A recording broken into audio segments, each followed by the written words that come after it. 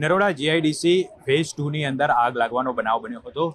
જે chemical company છે તેની અંદર આ આગ લાગવાનો બનાવ બન્યો હતો અને જે પ્રાથમિક જાણકારી મળી રહી છે તે પ્રમાણે આ સમગ્ર ઘટનાની અંદર 3 શ્રમિકો છે તે ઈજાગ્રસ્ત થયા હતા। આપ જોઈ શકો છો દ્રશ્યની અંદર જે કેમિકલ છે તે પણ અહીં ચારે તરફ બહાર ઉડ્યું હોય તેવું લાગી રહ્યું છે, કારણ કે જે વાહનો પડ્યા છે તેની ઉપર પણ કેમિકલ જોવા મળી રહ્યું છે। આસપાસના જે વૃક્ષો છે તેની પર પણ કેમિકલ જોવા મળી રહ્યું છે, એટલે ક્યાંક ને ક્યાંક જે ફાયર બ્રિગેડને મેસેજ મળ્યો હતો કે આગ લાગવાની ઘટના બાદ અહીં જે બ્લાસ્ટ થયો હતો તેના કારણે આ કેમિકલ છે તે આજુબાજુમાં પ્રસરાયું હોય તેવું લાગી રહ્યું છે।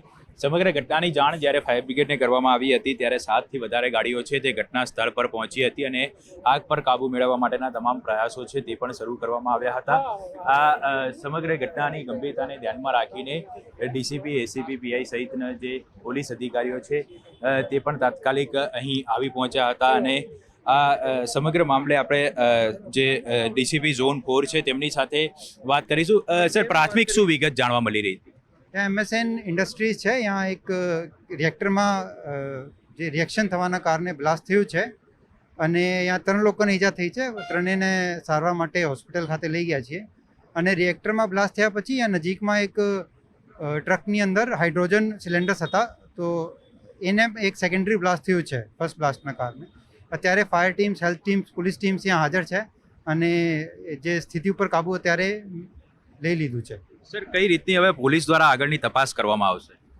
અત્યારે આગળ અમે જોઈ રહ્યા છીએ કે શું શું પ્રોટોકોલ્સ એને ફોલો કરવાના હતા, એક્ઝેક્ટલી કેમિકલ કોમ્પોઝિશન શું હતી અને એને ઉપર શું પ્રિકોશન્સ લેવાના હતા અને ક્યાં ભૂલચૂક થઈ છે અને એના આધારે આગળની કાર્યવાહી થશે। સર, 3 જે શ્રમિકો હતા ઈજાગ્રસ્ત થયા છે તેઓની હાલ શું પરિસ્થિતિ છે? ક્યાં સારવાર અર્થે ખસેડવામાં? એને બર્ન ઇન્જરીઝ થઈ છે પણ અત્યારે આઉટ ઓફ ડેન્જર કહી શકીએ, પણ છતાં એની સારવાર ચાલી રહી છે। Okay sir, thank you.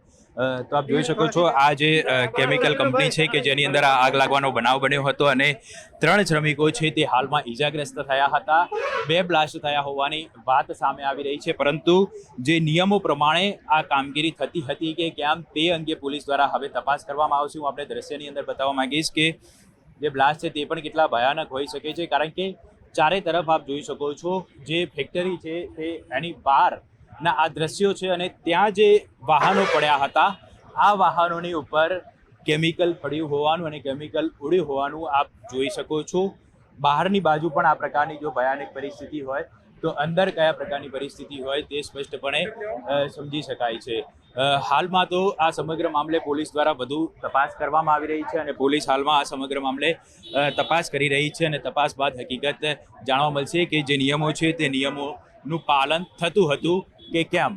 Reaction कल से चालू था, सुबह पावर चला गया था, स्टैगरिंग था, इसकी वजह से वेसल में एज इट इज मास पड़ा हुआ था, जिसकी वजह से अंदर क्या रिएक्शन हुआ पता नहीं चला, जिसकी वजह से मेन होल उड़ गया। उसका मेन होल उड़ा, जिसकी वजह से उधर दूसरी साइड में चला गया, पतरे वगैरह टूट गए और टोटल 3 लोग इंजर्ड हुए जो कि लंच कर रहे थे ऊपर। तीनों को सिविल में भेज दिया गया है। क्या मतलब मटेरियल क्या था जिसमें ब्लास्ट लगी? कौन सा मटेरियल था? मटेरियल ONCB कॉस्टिक था, जो कि ये हाइड्रोलिसिस चल रहा था उसके अंदर। सुबह पावर चला गया, वर्षों से करते आ रहे हैं, तो वो पावर गया, पर पावर आएगा फिर चालू करेंगे। वो मटेरियल ऐसे ही पड़ा हुआ था बिना स्टीयरिंग के, और पड़े पड़े क्या हुआ उसमें क्या रिएक्शन हुआ जिसकी वजह से मेन होल निकल गया उसका। मेन होल का मतलब यहाँ पे काम कर रहे थे उस टाइम 10 से 12 या 12-13 लोग थे।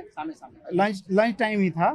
નરોડા જીઆઈડીસી ખાતે ફાયર છે કેમિકલ ટેન્કરમાં એવો અમને કોલ મળ્યો હતો। ઘટના સ્થળ પર આવતા ખબર પડી કે એક બેન્ઝિન બેઝ જે સોલ્વન્ટની ટેન્ક આવે એમાં બ્લાસ્ટ થયું હતું અને બ્લાસ્ટના કારણે હાઇડ્રોજનની જે ટેન્ક ભરેલી હતી એમાં ફાયર થઈ ગઈ હતી। એટલે તાત્કાલિક એક તરફથી ફાયર ફાઇટિંગ સ્ટાર્ટ કર્યું, કારણ કે હાઇડ્રોજન પણ એટલું જ સેન્સિટિવ હતું, અને બીજી તરફથી સર્ચ ઓપરેશન પણ ચાલુ કર્યું।